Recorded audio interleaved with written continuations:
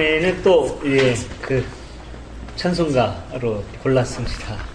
예, 가끔가다 또 이제 좋은, 우리 그 생활 속의 노래도 부르고, 찬송가도 부르고, 예, 제가 좋아하는 찬송가 중에 하나입니다. 예, 꼭 부르고 싶은 거 있으시면 신청해 주세요. 예, 그러면은 같이 또, 예, 선택해서 부를 수 있도록 같이 부르겠습니다. 주님의 뜻을 이루소서. 고요한 중에 기다리니 진흙과 같은 날 빚으사 주님의 형상 만드소서. 주님의 뜻을 이루소서. 주님 발 앞에 엎드리니 나의 맘속을 살피시사 눈보다 희게 하옵소서. 주님의 뜻을 이루소서.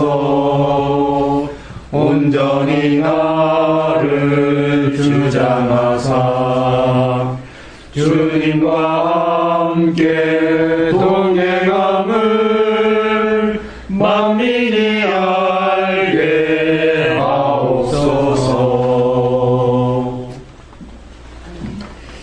예, 혹시 이 찬송가 뭐 좋아하시는 분들도 있을 것 같고, 특별히 뭐 이 찬송가와 얽힌 어떤 그 추억거리라든가 이런 게 있으면은 한번 말씀을 좀 해주시죠.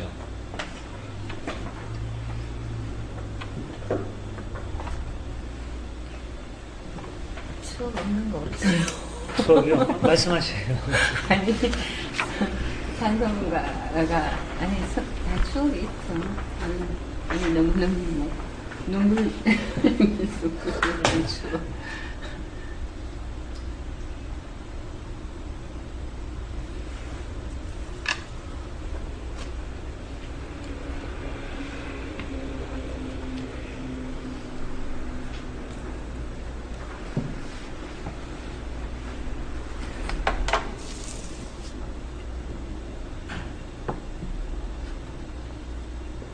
없으면 그냥 넘어갈까요? 예. 예.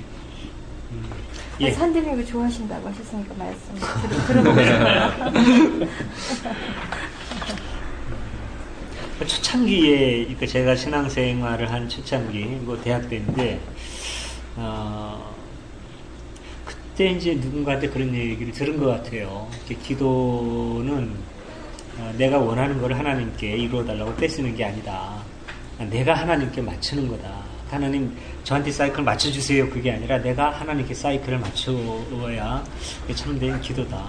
그래서 하나님께서 이미 뭐 다 우리 각자를 향하신 어떤 그 좋은 뜻을 다 갖고 계신데, 그 뜻을 우리가 찾아야 세상도 아름다워지고 우리의 삶도 아름다워지는 거지, 하나님은 좋은 계획 갖고 계신데 자꾸 내 좁은 생각으로 이거 해주세요 저거 해주세요 하면 오히려 그 하나님하고 이렇게 그 어긋나는 삶을 살 수가 있다. 이제 그런 얘기를 들은 적이 있는 것 같아요. 아주 초창기였던 것 같은데, 그래서 그때 이제 천히 그걸 돌아보면서 신앙은 내 뜻대로 이루어 주십시오 이게 아니라 주님의 뜻이 이루어지다, 그거구나. 이제 그런 생각을 하면서 불렀던 기억이 납니다.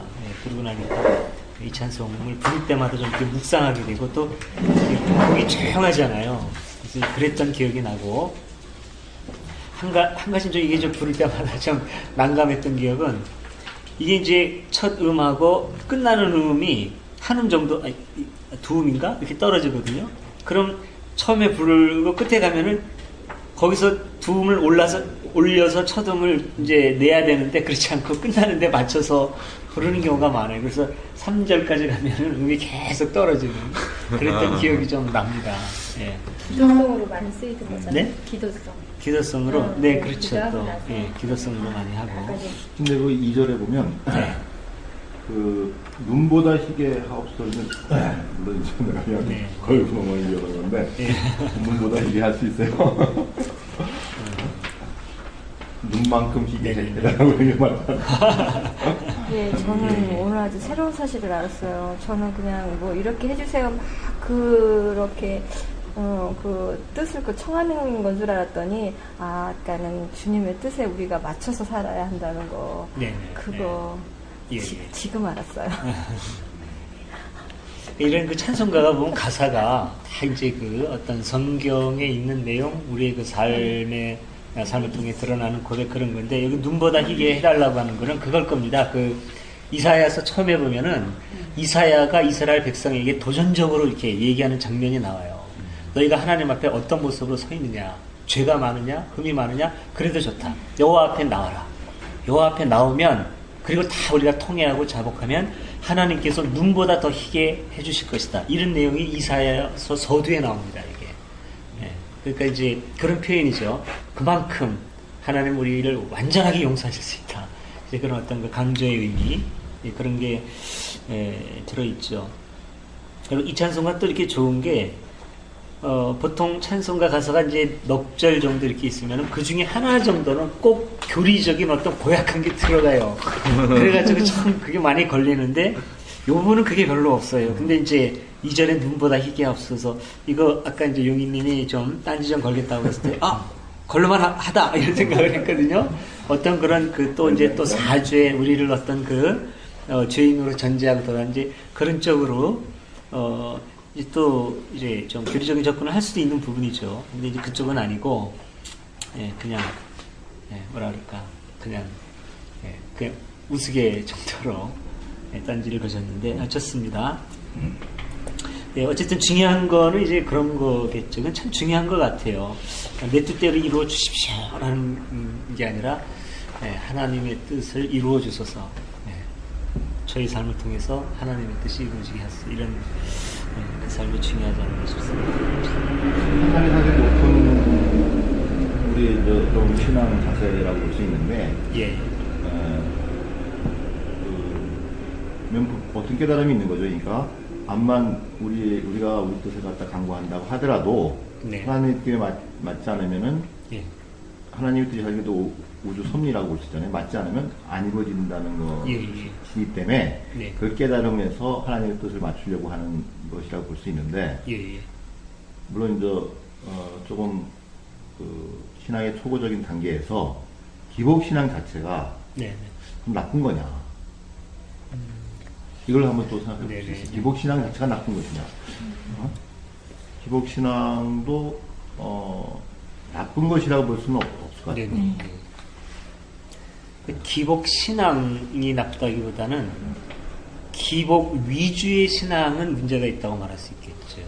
그러니까 어떤 기복주의, 어떤 그걸 중심으로 하는. 그러니까 지난번에 이제 이제 개인적으로 만났을 때 이제 목타님도 그런 지적을 좀 하셨군요. 그래서 저도 그렇게 볼 수 있겠구나 싶었는데, 제가 교리 기독교라는 얘기를 계속 하잖아요. 그래서 교리 기독교는 소멸돼야 된다니까 잘못하면 교리 전체를 부정하는 것처럼 들린다. 그래서 저도 그렇게 들을 수 있겠구나라고 했는데, 그러니까 교리 기독교라고 했을 때는 교리를 중심으로 해서 교리를 절대화하는 기독교, 그걸 말하는 거거든요. 그렇다면 문제가 되는 거죠. 교리 다가 중요한 문제가 되는 건 아니지만, 교리를 절대화해서 교리가 어떤 예수 정신, 어떤 그 예수의 가르침, 예수 운동을 죽이고 교리가 자체가 절대화되면 이거는 곤란한 거죠. 그래서 교리 기독교는 소멸돼야 된다는 거거든요. 그러니까 기복이라고 하는 것도 기복, 글자 그대로 복을 구하는 거 아니에요. 복 나쁠 거 없죠. 행복하게 살아야죠. 그건 좋은데 그게 주가 됐을 때, 그럼 기복이 중심이 되면 희생을 왜 해요? 복을 받아야 되는, 완전히 그게 중심이 되면 어떤 그 희생의 가치라든가 이런 거는 상대적으로 적어질 수밖에 없고, 오로지 복을 받기 위한 자기 이기적인 신앙으로 가니까 기복주의는 위험하다 하는 어떤 기복주의를 비판하는 거예요. 그러니까 이런 점에서는, 어떤 점에서는 합리주의도 좀 문제가 될 수 있죠. 신앙이 합리적이어야 되는데 합리주의, 제가 볼 때는 이제 아까도 얘기했죠. 안티기독교인들의 제가 느끼는 한계는 굉장히 합리주의 쪽에 이 사람들은. 합리는 좋죠. 안티의 매력이기도 하고. 근데 합리주의로 가기 때문에 그 사람들은 초합리의 세계를 인정을 못해요. 안 하고. 대화를 해도 거기서 끊기고 그렇게 됩니다. 근데 이 세상에는 합리만 있는 것이 아니거든요. 인간의 이성이, 만약에 합리가 그대로 다 통하고 합리만 가지고 모든 걸 다 파악할 수 있으려면 인간 이성이 절대화해야 되죠. 그럼 인간이 신이 되는 건데, 예. 인간의 이성은 결코 절대적일 수 없는데 인간의 이성을 절대화하는 거, 합리주의죠. 예. 이거는 기독교 신앙으로 봤을 때는 우상이라고 볼 수 있는 거고, 예.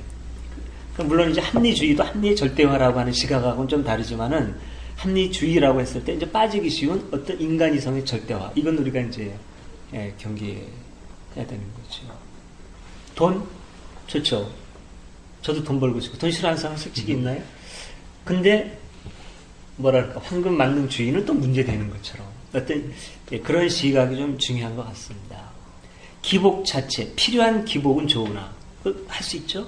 예.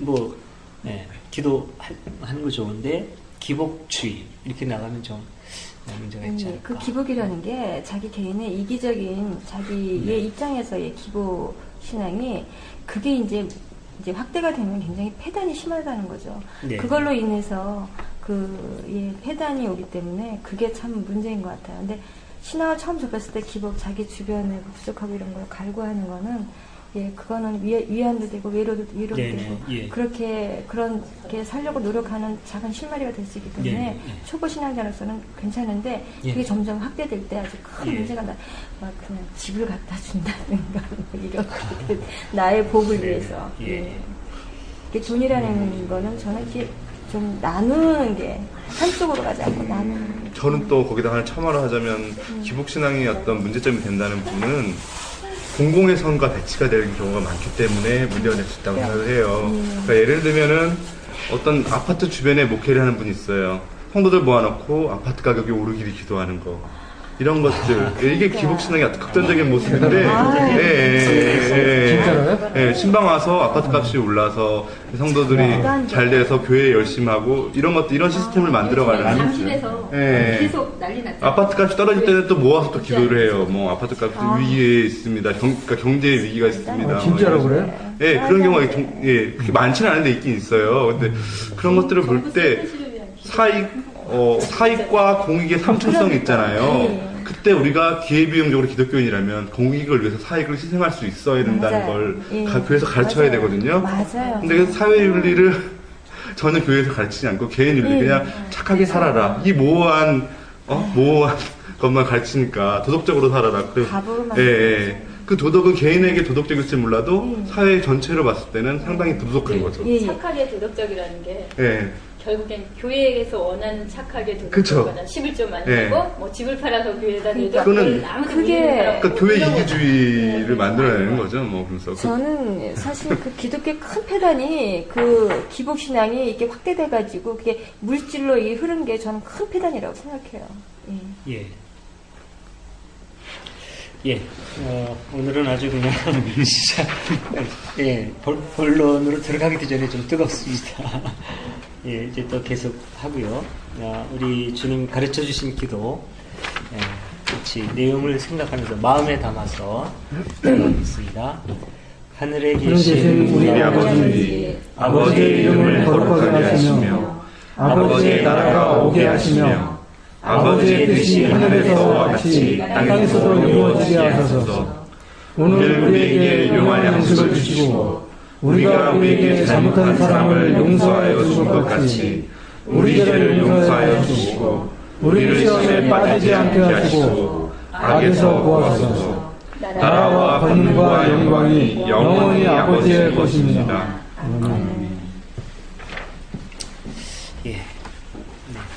이제 성서 연구 오늘은 누가복음 아주 좀 길죠. 80절까지인데 누가복음의 마지막 부분이면서 탄생설화에서 요한의 탄생, 세례 요한의 탄생을 마무리 짓는 그런 부분입니다. 그래서 이제 이 부분 우리 하던 대로 한 10분 정도 같이가 아니라 이제 각자 좀 이제 묵상을 하고 그 다음에 나누도록 하겠습니다.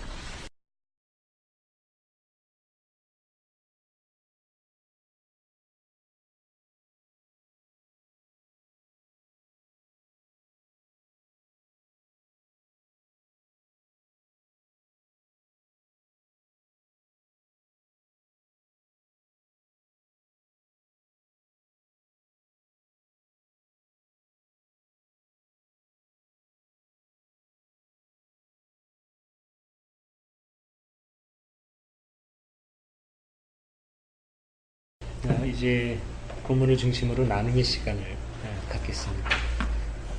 느낀 점이라든가 같이 나누고 싶은 말씀 있으면 해주시기 바랍니다. 자유롭게.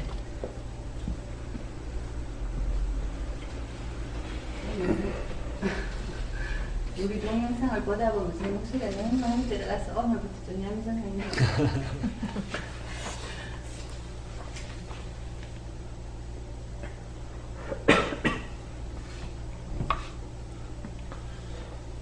제가 말씀하겠습니다. 여기 공동 번역에 보면은 밑에서 한 6번째 줄 보면은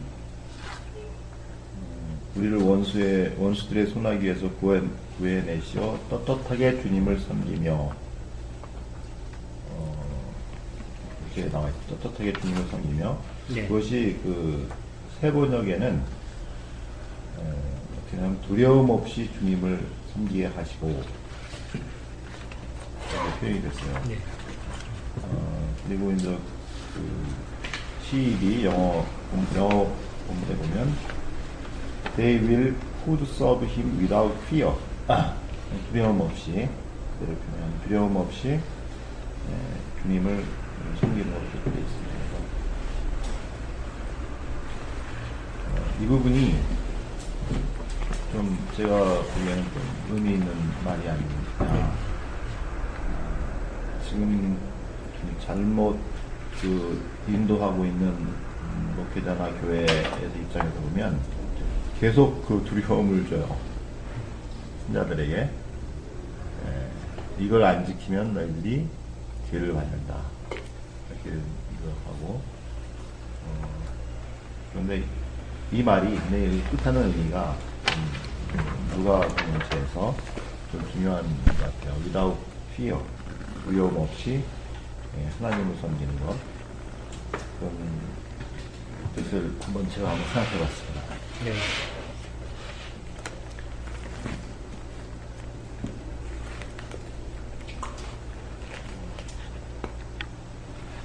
사실 저는 간단히 더 말씀드리면 그 예수님이 이 땅에 오신 큰 이유 중에 하나가 좀 그 구속함이나 속박에서 우리를 좀 벗어나게 해주고 좀 자유스러움을 주시려고 하는 것이 굉장히 많다. 그러니까 예를 들면 차별이라든가 이스라엘 민족 내에서도 유대 민족 내에서도 차별이 많이 있지 않습니까?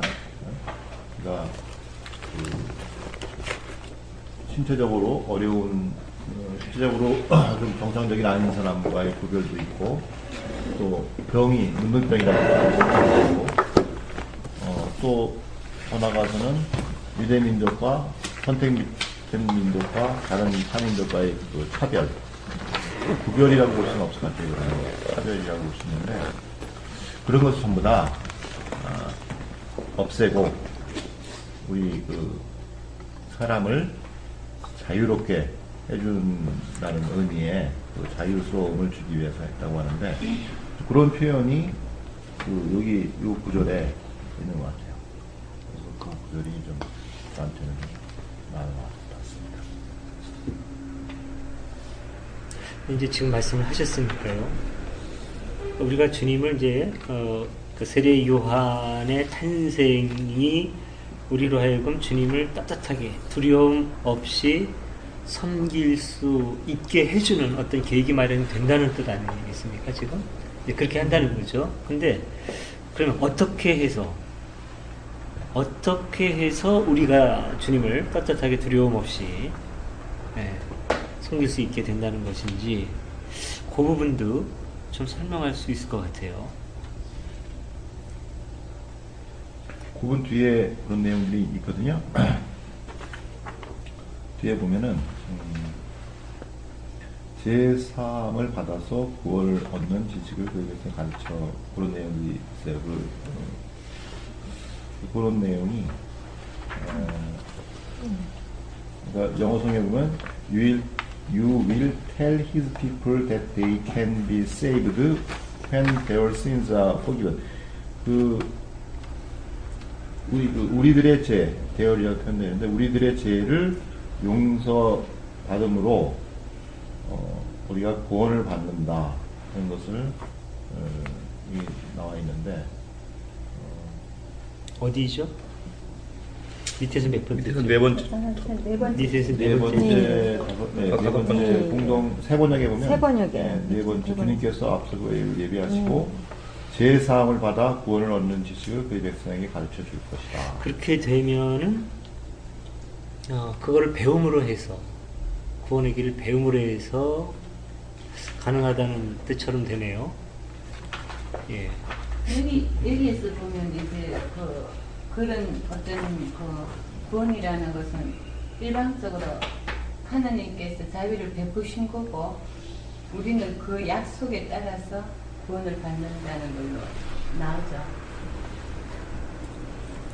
자비를 베푸시고 우리는 구원을 언약에 의해서 그러니까 하나님께서 이스라엘 백성을 애굽에서 건져내실 때도 당신의 그 어떤 약속에 대한 이행이었다고 설명이 되어 있거든요. 내가 400년 동안 애굽에서 봉사를 하다가 400년 후에 내가 건져내리라 하는 것은 그 하나님의 약속에 대한 언약에 대한 어떤 이행을 하기 위해서 400년 후에 다시 가나안 땅으로 인도하신다는 그런 기절도 있거든요.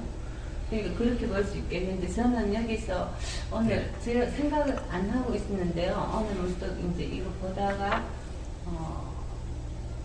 그 단어의 뜻에 대해서 한번 생각을 해봤어요. 여기 보면 세례 요한이 태어난 자체가 하나님께서 자비를 베푸셨다 그러거든요. 네.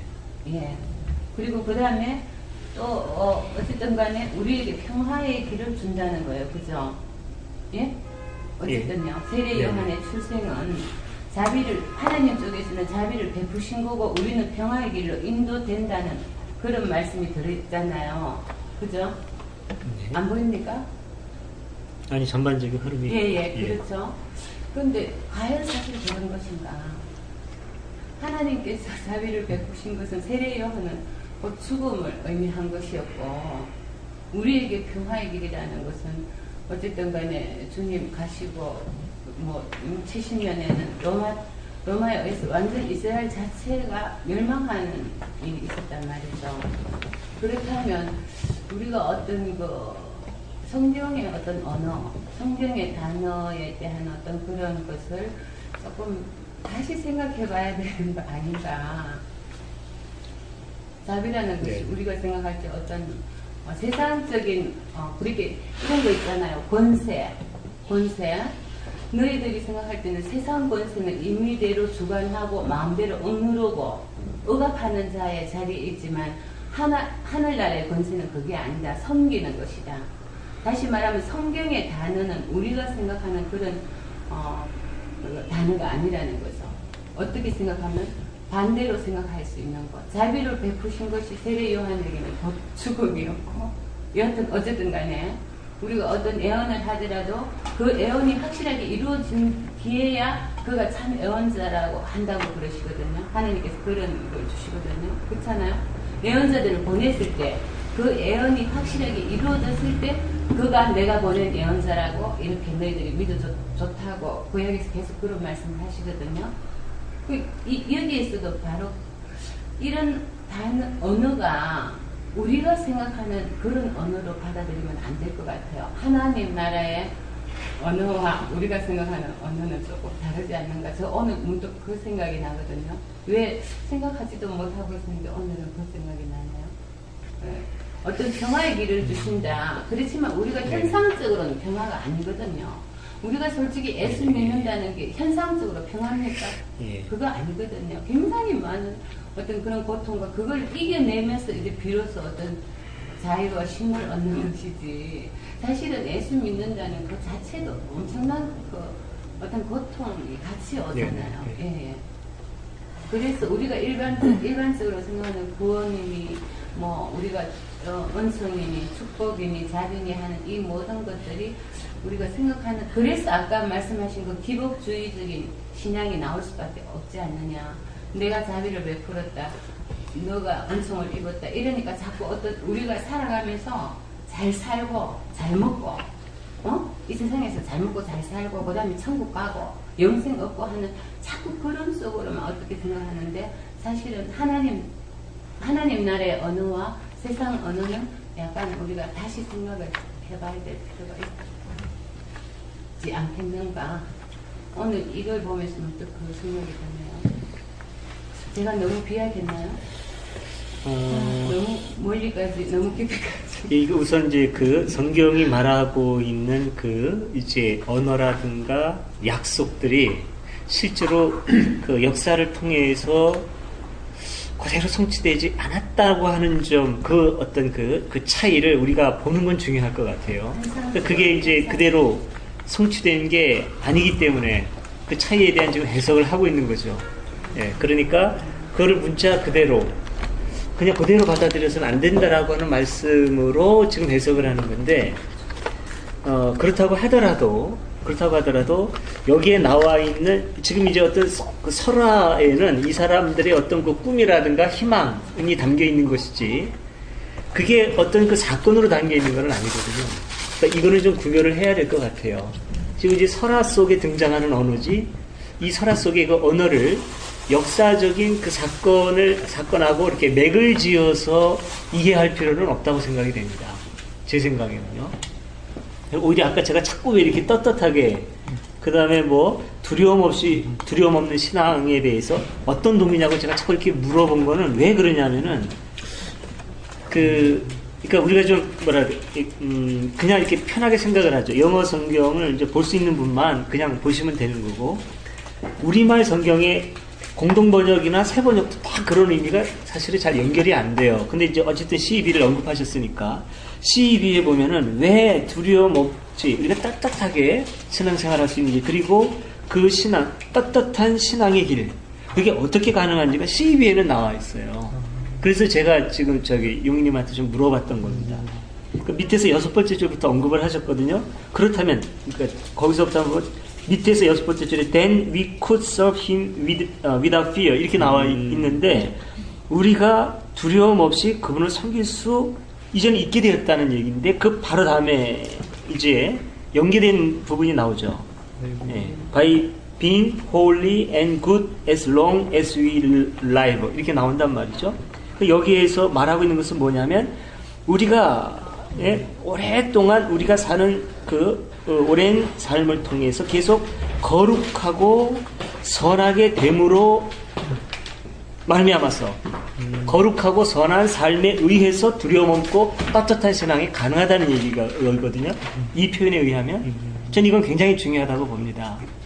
지금 공동 번역하고 새 번역은 그런 의미가 아니라 이 두 가지가 좀 분리되어서 나오고 있어요. 근데 이제 CEB는 그거를 얘기하고 있는 거죠. 그 두려움 없는 신앙, 떳떳하게 하나님 앞에 서는 게 하나님이 주신 어떤 은총이라든가 이런 게 아니라, 어떤 타자에 의해서 주어진 것이 아니라 우리의 삶을 통해서 그게 그대로 연결이 되는 거죠. 하나님 앞에 정말 떳떳하고 두려움 없이 살고자 하느냐? 그러면 삶 자체를 통해서 그렇게 거룩하고 선한 삶을 통해서 그걸 우리가 이루어야 되는 거다. 그런 의미로 지금 나와 있는 거죠. 이 점이 굉장히 중요하다고 생각이 됩니다.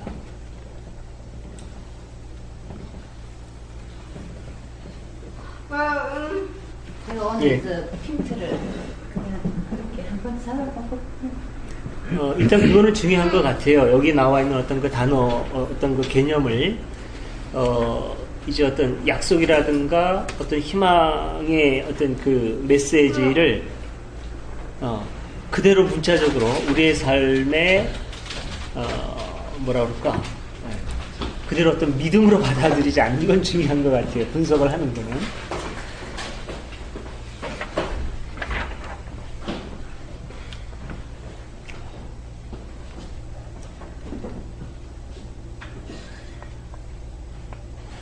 그 부분도 의미는 있는 것 같습니다. 그래서 사실 그 모든 일이 그 자신이라는 게 있는 것인데, 예를 들면은 좀 여기는 거룩이라는 표현이 있고 굿이라는 표현이 있는데, by being holy and good as long as we live.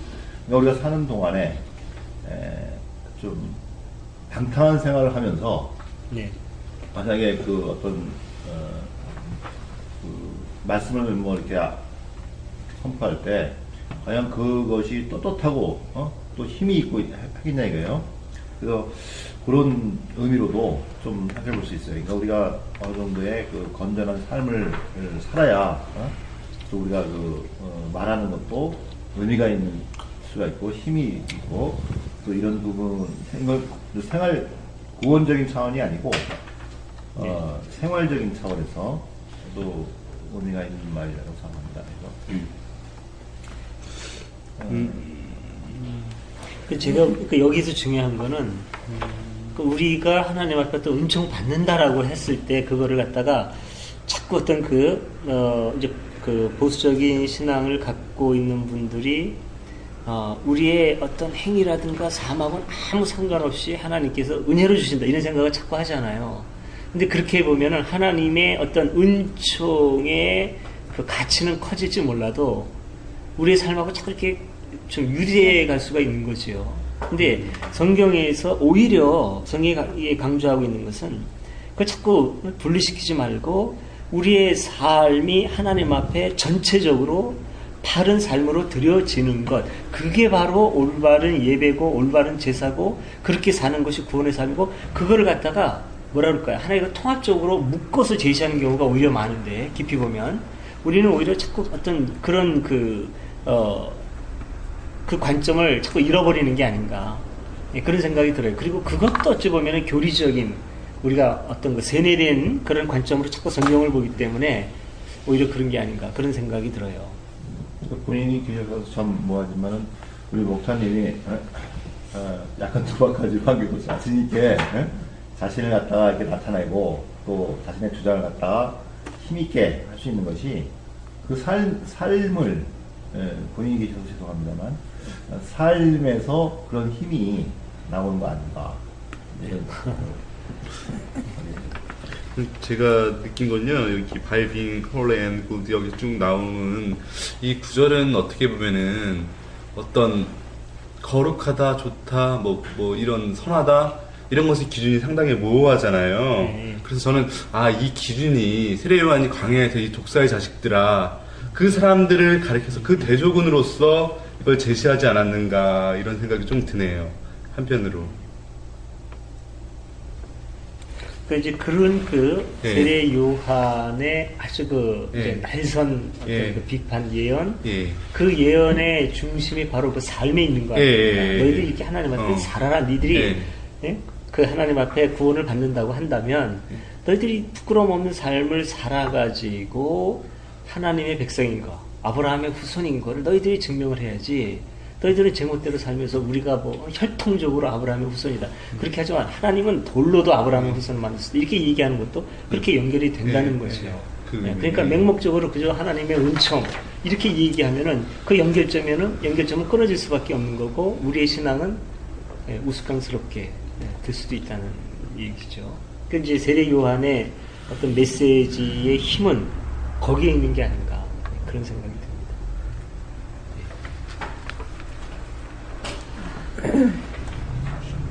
저는요, 그 새 번역의 아래에서 네 번째 줄에 보면은 제3을 받아서 구원을 얻는 지식을 그의 백성에게 가르쳐 줄 것이다. 그 하나님의 자비로운 심정에서 오는 것이다.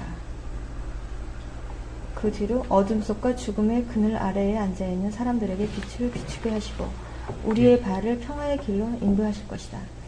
예, 살면서 보면요, 어렸을 때들 보면은 부모님한테나 이렇게 학교 다닐 때 이렇게 잘못했을 때 이렇게 선생님께서 그걸 이해하고 용서하여 주실 때 사람은 그러니까는 칭찬을 받거나 사랑을 받을 때보다도요 본인이 뭔가를 잘못했을 때 그 사람이 이해하여 주고 용서를 하여 줬을 때 크게 감동을 느껴서 그 사람이 바르게 자라서 나중에 이렇게 훌륭한 어른이 돼서 효도하는 자식이 되며 그리고 선생님을 찾아보는 훌륭한 제자가 되는 얘기를 종종 들어요. 그래서 보면은 그 감동은 그 잘못을 이해하고 용서하여 줬을 때 그 감동이 이렇게 크게 이렇게 나타나는데요.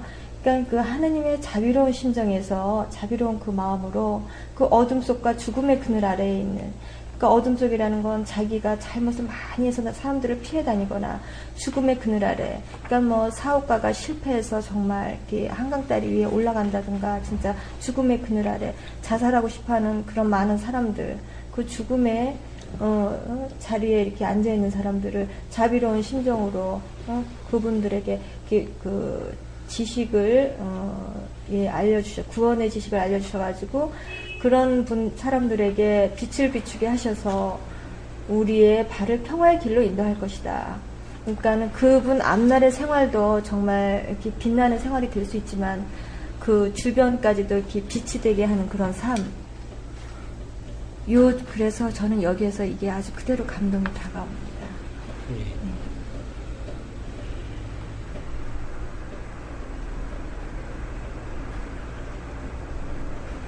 이제 그 부분은 요한에 의해서 이루어질 부분으로 말씀하고 있는 것은 아니죠. 이 부분은 요한이 이제 그 주의 길을 예비해서 주님의 그 역사로 말미암아 이루어질 어떤 그 최종 결론 부분이라고 볼 수 있는 것이고, 세례 요한은 이제 그 전 단계에서 예수님이 그런 사역을 할 수 있도록 와서 예비하는 역할로 지금 제시되고 있죠. 이게 지금 굉장히 중요한 부분이라고 봅니다. 그러니까 세례 요한을 한껏 같이 예수님하고 같이 띄워줘서 아주 위대한 그 인물이요, 예수님과 비슷한 어떤 그런 천사의 예언에 의해서 탄생되는 위대한 인물로 딱 띄워놓으면서 여기에서 그 뭐랄까 달라질 수도 있는 이 두 개의 운동을 하나로 묶는데 이거 딱 정렬을 시키죠.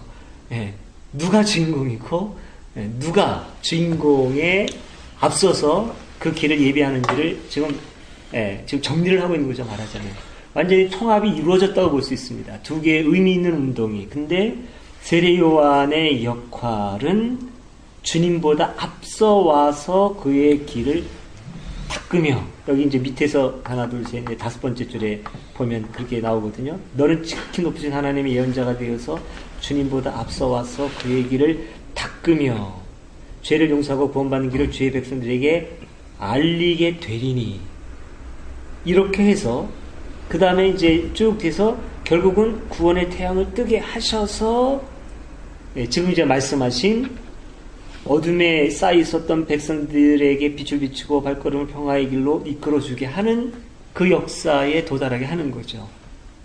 그러니까 결국은 주님을 이제 완전히 주인공으로 이제 부각을 하고 세례 요한을 그 위대한 우리의 구원 사역을 앞서 예비하는 부분으로 여기서 이제 정리를 딱 하는 겁니다. 이 탄생설화에서. 근데 저는요 여기서 또 놀라운 걸 또 발견했어요. 그 요한의 어머니가 안 됩니다. 요한이라고 해야 합니다.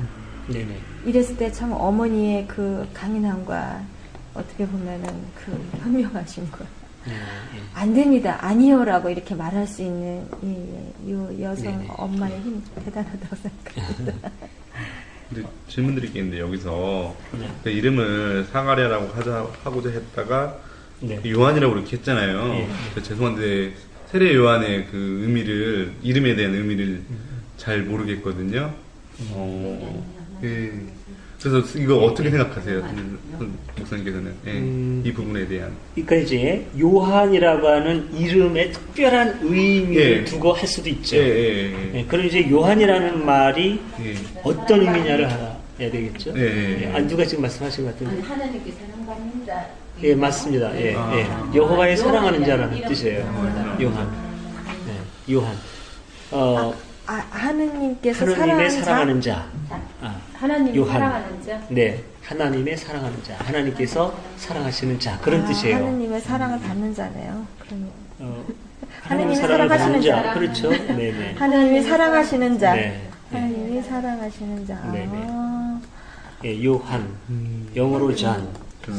세례 요한이 지금 하고 있는 일을 만약에 지금 어떤 교회 차원에서 본다면 거의 전도하는 거, 복음을 전하는 것도 거의 세례 요한이 하는 일을 우리가 하는 거와 마찬가지로.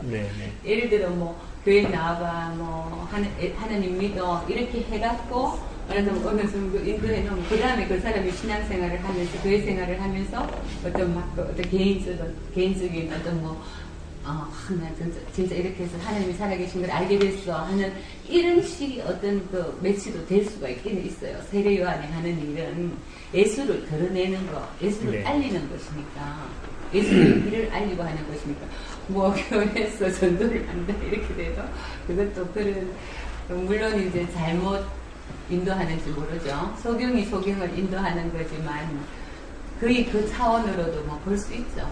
그죠? 예수님을 알리고 하나님 나라를 전파하고 얘기해라, 복음을 뭐 받아들이라 이런 모든 것들이 세례 요한이 하는 일이나 복음을 전하는 일이나 다 똑같은 일이라고 보기는 봅니다. 제가 자꾸 이제 그쪽으로 연결을 안 시키려고 많이 노력을 하는데요. 근데 이제 이게 물론 그거는 뭐 좀 의미적으로 더 발전돼서 비유할 수가 있는데, 근본적으로 원래 이제 마가복음에서 마태, 누가가 쓰여 있는데, 이 부분이 마가복음에 없는 부분을 갖다 한 이유는 결국 이제 그 옛 선지자들이 예언한 부분을 갖다 성취하기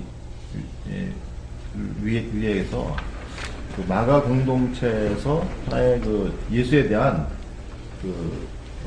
신앙 고백 부분을 그 토라라든가 아니면 선지자의 글을 인용해가지고 만든 글 아니에요, 이게. 어떻게 보면 토라를 갖다 만든 글인데, 결국 이제 누가 공동체의 그 지도자들의 신앙 고백서라고 볼 수 있잖아요. 이런 그렇죠. 내용들이. 근데 거기서 이제 특별히 제가 좀 눈여겨본 부분은 제사함을 받아서 구원에 얻는 지식을 그의 백성에게 가르쳐 줄 것이다. 그 부분이 좀 뜻이 의미가 있다는 생각이 있어요. 그래서 뭐 영어 성경은 곳곳에는 적혀 있지 않지만 결국 예수님을 통해서 예수님이 다 이루어졌다 했잖아요. 실제로는 하나님과 우리 인간 사이에 모든 장벽이라든가 이런 것을 다 무너뜨렸는데 그것을 사람들이 인지를 못할 뿐이라. 인지해가지고 아까도 말씀드렸는데 자유롭게 살 수 있는 그것이 복음이 아니냐. 그 복음을 전파하는 것이. 그걸 전파하는 그런 뜻에서 보면 꼭 내가 교리적으로 예수를 갖다 구주로서 시인해야지만 되는 것이 아니고 이미 그건 이루어진 것이고 다 이루어졌는데 그걸 깨달아라. 네. 그래서 그런 삶을 살아라. 네. 자유로운 삶을 살아라. 이것이 복음이 아닌가. 네. 근데 교리적으로는 예수를 구주로 시인하라. 이거 시인해라. 이게 좀 교리화되어 있지 않느냐. 네. 뭐 이런 생각을 좀 하겠습니다. 네. 지금 누가 공동체에 그러니까 공동체인지 아니면 개인인지도 사실은 정확하게는 몰라요. 근데 개인의 작업이라고 하기에는 그때 당시에는 너무나 어마어마하기 때문에 그의 배경에 어떤 공동체가 있었을 것이다. 이렇게 이제 보는 거죠. 요한 공동체나 야고보 공동체나 이런 데는 거의 그 공동체의 작업으로 거의 학자들이 보는데 누가복음의 경우도 이제 그럴 가능성에 대해서 얘기를 하는 거죠. 근데 어쨌든 이렇게 본문을 우리가 깊이 들어가 보면 이 공동체 사람들이 이렇게 여기에 이제 어떤 예수 이벤트, 예수 사건을 기록을 하면서 이거는 그 팩트라고 단정짓기는 어렵죠. 예. 근데 어쨌든 간에 이들이 경험한 어떤 이벤트는 있는 거예요, 이게. 예. 정말 사실이냐, 문자대로 사실, 이걸 단정 지을 수는 없지만, 이 사람들이 경험한 어떤 예수 사건들, 사회적으로 경험한, 우리가 얘기하는 예수 개인이 아니라고 하더라도, 어떤 그 예수 운동, 이런 걸 통해서 이 사람들이 경험한 거를 지금 이제 글을 기록한다고 하는 걸 나누고자 하는 그런 의미거든요. 근데 이 사람들은 이미 그 사건을 통해, 예수 사건을 통해서 이미 깨달음을 얻은 게 있는 거죠, 지금 이미. 예. 어떻게 보면 이 사람들 완전히 구원 받은 사람들이에요. 이거를 지금 우리들하고 이제 나누고 싶은 건데, 이 나누어서 이 사람들이 이제 길을 기록하면서 이미 자기들이 어떤 경험한 것이 이제 있는 거죠. 이렇게 하니까 이 구원을 우리가 알게 되었다. 세례 요한의 날선 어떤 그런 예언, 그 다음에 뒤에 오신 그 예수님의 가르침과 그분의 삶을 통해서 이게 바로 구원이었네. 이렇게 사는 게 구원이었네. 그걸 알고 지금 그렇게 살아가면서 그럼 우리도 이렇게 같이 살자. 우리만이 아니라 당신들한테 소개해 줄 테니까 당신들도 이렇게 살아. 이게 진짜 참다운 다른 삶이었어. 이걸 나눠주는 기록으로서 지금 여기 이렇게 쓰여져 있는 건데 이걸 가지고 이들처럼 그 사건에 깊이 들어가 보지 못한 후대 사람들은 이걸 읽고 나서 설명을 해준다는 게 오히려 그 생명력을 죽여버리고 교리화시킨 작업이 될 수도 있는 거죠. 우리는 그리고 그 뭐라 그럴까 그 참된 의미, 우리가 놓치지 말아야 될 의미를 옛사람들, 우리 믿음의 선조라는 사람들이 그걸 설명해 준다고 교리화시킨 게 오히려 우리로 하여금 그 참 의미를 깨닫는데 방해가 되고 있는데 이거를 모르는 채로 계속 맹목적으로 이 교리에 의해서 전달되는 걸 받아들이면 우리는 이 본래의 의미를 계속 놓치게 될 수가 있기 때문에 지금 이거 돌파하는 작업을 계속 우리 지금 시도해 가고 있는 거죠. 그래서 지금 여러 가지 지금 용님이 말씀하신 그런 이 본래 의도가 뭐냐 이런 학자들의 얘기도 지금 들어갔고 또 이런 얘기들 좀 골치 아픈 얘기들을 지금 하고 있는 겁니다. 쉽게 여기에서 그냥 주님이 이렇게 우리를 뭐 죄에서 구속해 주신데 신난다 이런 작업이 아니라 골치 아픈 작업을 해나가는 의미는 이제 거기에 있는 거죠. 이 사람들의 메시지의 진실을 좀 알아보자. 이건 이렇게 우리가 지금 들어가고 있는 거죠. 그러니까 지금 어쨌든 참 쉽지가 않은데 지금 아직까지 우리는 지금 설화를 지금 얘기하고 있다는 것을 놓치지 말아야 됩니다. 이거는 사건이 아니라 설화. 그리고 여기 설화에 담겨 있는 것은 누가복음에 있는 이 사람들이 어떤 사건을 통해서 굉장히 의미 있는 걸 만난 다음에 이 의미 있는 자기들의 어떤 체험, 깨달음 이걸 극대화시키기 위해서 이야기를 엮어나가고 있는 거죠. 이건 엄청난 그런 사건이고 이런 엄청난 사건은 이건 하나님이 처음부터 의도하신 거고 그 전부터 얘기한 구약이 지금 이루어지고 있는 거다라고 하는 이런 소망을 가지고 지금 설명하고 있는 거죠. 이들이 얼마나 제대로 설명하고 있느냐라고 하는 것은 오늘날 우리들이 좀 비판적인 시각으로 볼 수도 있고 만약에 제대로 설명을 안 하고 있고 착각을 하고 있다면은 성서 본문이지만 그것까지도 비판해 볼 필요도 있어요. 그것까지도. 그래야 제대로 된 공부라고 생각을 하는 겁니다. 본문하고 지금 이렇게 아주 밀접한 부분은 아니지만은 그리고 여기 이제 그 공동번역 개정판에 보면은 밑에서 네 번째, 다섯 번째 줄인가 이사야서, 뭐 말라기, 뭐 이런 게 쭉 나오잖아요. 이게 공동번역의 요 부분을 보라라고 제시해주고 있는 부분이에요. 밑에 주로. 여기까지 제가 이렇게 줄근 부분들은 중요하다고 해서 줄근 게 아니라 그 부분, 요 부분이 바로 이렇게 구약의 요 부분하고 연결되어 있다는 걸 표시하기 위해서 줄근 겁니다. 그러니까 이 부분만 너무 줄근 부분이 중요하다고 생각은 하지 마시고요. 이 본문을 이해하려면 구약의 이 본문을 이해하라는 뜻이로구나 이렇게 이해하시면 되겠습니다. 그러니까 어쨌든 구약의 이런 말씀이 여기에 이렇게 인용되어 있는 것은 주님보다 앞서와서 그의 길을 닦으며 라고 하는 이런 내용이 구약에 언급되어 있는데 이 사람들이 바로 그 구약의 약속이 지금 세례 요한과 예수 사건에 의해서 성취된 것으로 해석하고 있구나 라고 하는 것을 우리들이 알면 되는 거죠. 일단 본문을 이해하는 데 있어서. 근데 아까 말씀드렸던 부분 있잖아요. 예. 꼭 요한이어야 된다라는 엘리사벳의 주장이 있었잖아요. 그러니까 그 주장과 이 설화들의 어떤 연관성 그것에 대해서 아까 제가 질문 드렸는데 아까 답변이 좀 안 됐던 것 같아요. 그러니까 이제 요한이라고 하는 말 뜻이 그렇다라고 하는 얘기는 했는데 요한이라고 해라. 근데 혹시 요 앞부분에 천사가 스가리아나 아니면 엘리사벳한테 아들을 낳을 테니까 이름을 요한이라고 하라라고 말씀한 부분이 있었나요? 그 제가 좀 잘 모르겠는데. 있었나요? 예, 있었으면은 그걸 기억하고 그 어떤 천사의 명령을 따르는 거죠. 근데 만약에 스가랴가 말을 했다면 덩어리가 안 되고 말을 했다면 어떻게 했을까? 하나님께서 세례 요한을 향해서 갖고 있었던 어떤 그런 예비된 계획이 사가랴에 의해서 계속 어떤 뭐 왜곡되고 뭐 번복되고 하여튼 잘못 흘러가지 않는가. 아니 지금 왜 벙어리가 되게 하셨을까? 그냥 설화라고 생각합니다. 아니 그래 설화인데 그 설화에서 우리가 어떤 사건에서 우리가 뭐를 빼낼 수 있는가를 생각했을 때는 결국 이제 어떤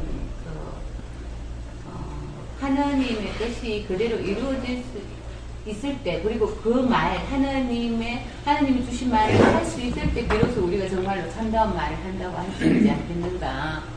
너희가 보기는 보아도 소경이다, 너희가 듣기는 들어도 귀머거리다 하는 것처럼 우리가 그 하나님의 참다운 말씀을 할 때만이 비로소 우리가 벙어리가 아닌 제대로 말하는 사람이라고 벙어리 사건에서는 그렇게 유추를 한번 해볼 수 있겠다는 겁니다. 그러니까 지금 누가 공동체에 이걸 기록하면서 설화를 기록했을 때서 이제 어떤 그 장면을 도입할 때는 장면이 아니라 의도가 중요한 거죠. 왜 이런 그 얘기를 하느냐. 예를 들어서 뭐 당분신화에서 곰이 나왔다라고 했을 때는 곰 자체가 아니라 왜 곰이라는 얘기를 여기서 한 거냐. 이거는 곰을 수호신으로 숭상하는 어떤 부족에 대한 얘기를 하고 있겠구나. 우리가 이렇게 지금 그 해석을 하는 게 가능한 것처럼 여기도 그렇죠. 여기서 왜 처음에 그러니까 그 사가랴가 의심을 할 때 벙어리가 됐냐. 그리고 지금 이제 그 천사의 예언이 이루어지는 순간에 이 사람의 그 입이 풀려서 말을 하게 되는, 여기에서 이 사람이 얘기하는 건 이제 그 크게는 하나고 나눠보면 두 가지라고 볼 수 있는 거죠. 하나님의 약속은 반드시 이루어진다. 여기서 무슨 이걸 얘기하는 거야. 반드시 이루어진다. 네가 지금 안 믿고 그냥 비웃어? 그러면 그냥 입을 다물게 만드는 거죠. 제사장이 입을 다문다고 하는 거는 이건 끝나는 거예요. 제사장이 이제 그 제사 드리고 나서 백성들한테 가서 하나님께서 이렇게 우리의 제사를 받아주셨다. 혹은 우리의 제사를 받아주시고 우리의 죄를 속량해 주셨다. 이거는 설명을 해줘야 되는데 아예 그냥 말을 못하게 된다고 하는 건 이거 역할 끝나는 겁니다. 이거는. 근데 입을 다물겠다. 이거는 네가 감히 하나님께서 하신다고 하는 걸 의심해? 너는 좀 벌을 좀 받아야 돼. 하나님의 뜻은 반드시 이루어져. 이걸 지금 얘기하고 있는 거죠. 하나님의 뜻은 반드시 이루어진다. 그러니까 앞으로 내가 얘기하는 이 하나님의 사건도 믿어라. 이거를 지금 얘기하는 거죠. 그러니까 만약에 아까 뭐라고 그러셨더라? 그러니까 이제 벙어리가 된 상태에서 그걸 간직하지 않고 뭐 이렇게 다른 방법으로 뭐 글을 써가지고 뭐 이걸 막 알린다든가 그렇게 되면은 이제 설화니까 그러지 않겠지만 만약에 설화가 그런 걸 담는다면 어떤 다른 의도가 또 있겠죠. 하나님의 말을 끝까지 순종하지 않고 또 거스렸을 때 어떤 일이 벌어지는지를 설화 속에 또 이제 담아야 되겠죠. 그런 의도가 있다면 설화에 담겠지만 여기서 말하고자 하는 것은 이걸 계속 끌고 갈 의도는 없는 거죠, 지금 이 사람들은. 왜냐하면 세례요한의 역할은 여기까지니까 여기서 그치면 되는 걸 테고. 시험 문제 보면 반드시 모두 이런 건 틀린 답이라고 왜 이렇게 배우잖아요. 그러니까 하느님의 약속은 반드시 이루어진다. 물론 이 부분에서는 예수님이 오실 거라는 그 말씀은 반드시 이루어진다 해서 이루어졌는데요. 과연 이게 하느님의 그 약속이 뜻이 이루어지는 날은 낙원이 아닌가요? 파라다이스, 천국이라고 말하는. 그러면 이런 모임도 그때 당시에는 그러면은 없어지겠네요. 이런. 그럼 그렇다면은 그게 과연 올까요? 저는 그냥 계속 진행형으로 갈 것 같아요. 계속 이게 진행형으로. 그러니까 이제 성경에서 말하는 거예요. 그래서 제가 계속 얘기하는 게 좀 그런데, 그러니까 성경에서 말하는 어떤 궁극 세계, 이거는 여러 가지 장면으로 이제 설명이 되잖아요. 여러 장면으로. 근데 이제 그 구약에서 상당히 아주 명쾌하게 제시되는 거는 이사야의 꿈이라고 저는 생각을 해요. 이사야의 꿈. 어린아이가 사자와 함께 뛰어놀고 독사굴에 손을 놓고 장난쳐도 물지 않고. 근데 여기서 굉장히 중요하게 제가 느끼는 거는 뭐 제 해석이 꼭 맞다고 볼 수는 없습니다만, 제가 그래서 이제 어떤 이제 먹탐님하고도 이제 앞으로도 계속 이 부분은 조금 얘기를 해야 될 것 같아요. 원수까지도 하나님을 품는다라고 하는 신앙을 저는 이제 갖고 있는 건데, 그 중요한 거는 이사야의 꿈에서도 보면은 원수를 척결하는 거로 나오잖아요. 사자와 어린 양과 결국은 싸움에서 어린 양이 사자를 죽이고 어린 양의 천국으로 만드는 게 아니라 어린 양이 사자와 같이 뛰노는 걸로 나와요, 이게. 거룩한 바보가 돼야겠네. 예, 그리고 이제 그 독사고 해서 장난쳐도 물지 않고, 그러니까 독사를 죽이는 게 아니라 독사하고 같이 사는데 성격이 바뀌는 거죠. 예, 죽이고 착취하고 하는 그런 그 잔혹성이 마치 초식동물처럼, 이건 겉으로 볼 때는 자연계의 붕괴인데 이 의미나 메시지로 봤을 때는 어떤 착취자라든가 당하는 그런 존재가 없는 완전히 공존의 세계거든요. 이거를 지금 그 나라로 제시해주고 있는 거예요. 근데 이거를 어떻게 해석하느냐에 따라서 이 세상에는 그런 게 없잖아. 그러니까 이거는 우리가 죽고 나서 저 하늘에 가서야 이루어질까, 이런 식으로 해석을 많이 하거든요. 근데 이제 제가 지난번 계속 얘기했던 것처럼 성서의 예언이라고 하는 게 우리는 그냥 기다리고 기도만 하면 하나님이 전능하신 힘으로 혼자 딱 이루어지고, 자, 내가 만들었으니까 니를 동참해, 이게 아니라 철저하게 우리로 하여금 그 시대에 참여하게 만드는 거예요. 우리를 통해서 이루어져 하시는 그 하나님의 나라거든요. 그러니까 그 세계는 공평과 정의의 세계인데, 그 세계가 이루어진다고 해서 우리의 이런 모습, 이렇게 같이 예배를 하고 교제하고 이 모습이 사라질 이유는 하나도 없는 거예요. 예. 이건 어떤 우리의 어떤 크리스찬 문화, 우리의 어떤 그 종교로서 얼마든지 가져갈 수 있는 거고, 그때 되면 그때 나름대로의 어떤 그 공평하고 정의로운 세계에서 우리가 같이 그걸 향유할 수 있는 거겠죠. 이렇게 하면 이제 뭐라 그럴까, 제 색깔이 들통날 수도 있는데, 비현실적인 것 같지만 바로 그런 그 유니버설 살베이션을 꿈꾼 기독교 이외에 굉장히 그렇지만 기독교를 닮은 어떤 세계화된 이념이 있죠. 공산주의, 그게 바로 공산주의죠. 그러니까 공산주의가 극복하려고 하는 건 우선 민족주의를 넘어서려고 하죠. 지금 굉장히 우리도 지금 민족을 찾지만 공산주의가 깨뜨리려고 하는 것이 어떤 그 부르주아 계급을 우리가 뭐 깨뜨리는 거, 그냥 뭐 가진 자와 못 가진 자, 이것만 우리가 생각하기가 쉬운데, 이 사람들이 돌파하려고 했던 게 민족의 벽을 깨고 나중에 국가의 벽까지도 깨려고 그랬었어요.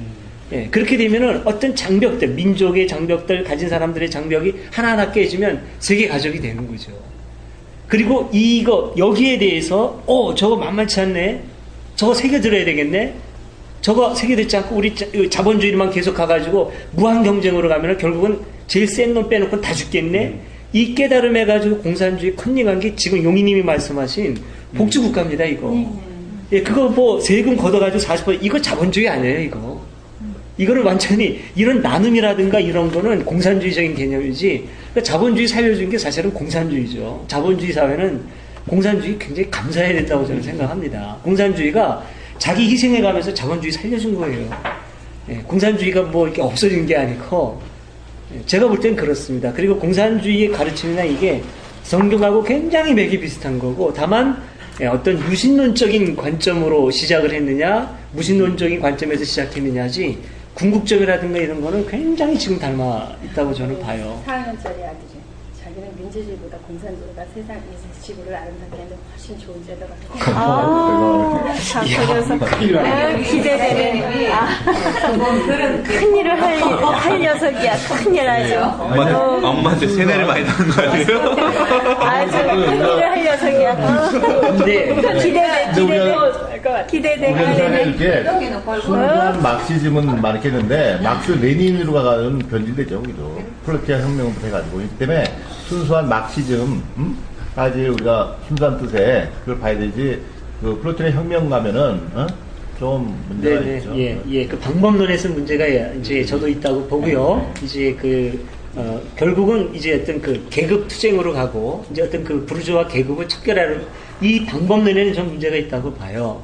그리고 지금 뭐라 그럴까, 그 디자이어님 말씀 중에 이제 그 자본주의, 그러니까 공산주의가 민주주의보다라고 이렇게 말씀을 하신 것 같은데, 이제 그 민주주의, 자본주의 될 개념은 아니고. 10살짜리 시각으로 봤을 때. 네네네. 이제 민주주의는 잘 살고 못 사는 게 있지만 공산주의는 공평하게 똑같이 나눠주니까 잘 사는 사람 못 사는 사람 없으니까 이제 그 단순한 개념으로 걔는 그냥 지나가는 얘기를 한 거죠. 그러니까 이제 그거를 좀 가르쳐 주면 좋겠어요. 그러니까 공산주의에 대비되는 개념은 공산주의라고 하는 건 경제관념이거든요. 자본주의지 민주주의하고는 아무 상관없어요. 공산주의도 민주주의처럼 할 수 있고 자본주의에서도 민주주의가 꼽힐 수가 있는데, 예, 오히려 기본적으로는 공산주의가 상당히 민주적이죠. 공산주의가. 예, 자본주의라고 하는 건 민주라고 볼 수는 없어요. 민이라고 하는 백성들, 맞아요. 보통 사람들 주라고 하는 개념을 가지고 굉장히 부르주아적인, 친화적인, 자본주의. 다른 말로 하면은 뭐 부르주아하고 귀족하고 똑같은 것은 아니지만 귀족주의적인 그런 요소가 좀 있는 거. 그래서 그거를 구별시켜줄 필요는 있을 것 같아요. 민주주의 반대는 전체주의잖아요. 그렇죠. 전체주의 혹은 독재주의 이쪽으로 이제 설명이 돼야 될 오히려 부분이고. 자본이 독재. 그렇죠. 자본을 선점한 사람만 정치 참여할 수 있으니까. 네네. 그 자본의 힘이 돈의 힘이 얼마나 그게 크니까. 예. 예. 그 힘을 오늘은 이거 때는 너무 독재죠. 너무 넓게 본문을 나왔어요. 뛰어넘어. 이거 나가면 나중에 경제도 이거 나오고. 괜히 제가 말 잘못했으면 큰일 나겠네요. 예, 잡혀가요. 저는 여기 참여하기 너무 좋아요. 이게. 이런 말씀에서 네네. 정말 이거 좋은 지금 아직 우리나라 이 국가보안법 아직 살아있습니다. 이거. 예, 편집 잘해야 될 것 여기 같아요. 가까운데 청와대 여기 큰일 나네. 예, 우리 남편 잡혀갈까봐 걱정하잖아요.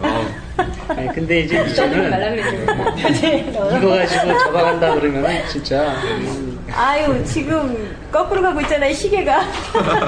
이명박 시간은 거꾸로 간다. 예. 진짜 아주 볼다는 얘기를 하고 있는 거예요. 벤자민 시간은 거꾸로 간다. 진짜. 네. 아니 초등학생이랑 싸운다는 얘기 진짜 맞아. 많은 것 같아요. 요새 초등학생들 맞아요. 우리 집에 놀러 왔는데 얘기를 2시간을 얘기를 하면서 노무현 조중동 갔다고 이명박은 초중고 왔었는데. 근데 내가 기가 막혔다니까. 진짜 아주 조심스러운 얘기를 갖다가 말하고 있어요. 작년에 그 얘기 나왔었는데 진짜로 그렇게 되는 것 같아요. 네. 아니, 저는 제가요, 어저께 유치원생 된 기분이었어요. 사실 제가 그 성당에 이거 진짜 나가면 안 되는데 견진교리라고 있어요. 그러니까 성당을 다니다 보니까 지금 뭐 미사는 안 나가고 이제 그런 교육만 받는데 주변에서 그거 하라 그러잖아요. 갔어요. 저번에도 제가 그 짧은 글에 올렸죠? 그냥 1시간 만에 내일이 잤다고. 어저께도 듣는데 중간에 신부님이 이러시더라고요. 냉담하면 하느님을 배신한 것이다. 하느님을 배신하면 벌을 받을 것이다. 그게 조당, 난 생전 처음 들어보는 단어인데 조당이 이렇게 배제되는 상황이래요. 이게 정말 전 유치원생이 된 기분이더라고요. 근데 저는 여기 오면 대학원생 같아요. 너무 차가 크다 어떡하냐. 마무리하시죠. 예. 네, 오늘 너무 많이 좀 나가는 것 같기도 합니다. 그렇지만 또 이게 결코 별개의 것은 아닙니다. 정말 성경 본문이 꿈꾸는 게 그 세례요한의 꿈도 그렇고 예언자들의 꿈도 그렇고 아주 우주적인 꿈이고 그렇게 민족 배타적인 면에 이렇게 갇혀 있지 않았던 지구 마을 전체의 정의로운 세계를 꿈꿨던 그 위대한 꿈이라고 생각이 됩니다. 하늘나라의 꿈. 오늘은 뭐 이렇게 정리를 하죠. 이제 다음에 계속해서 이제 예수님의 탄생설화, 다음에는 이제 마태복음이 등장하게 될 겁니다.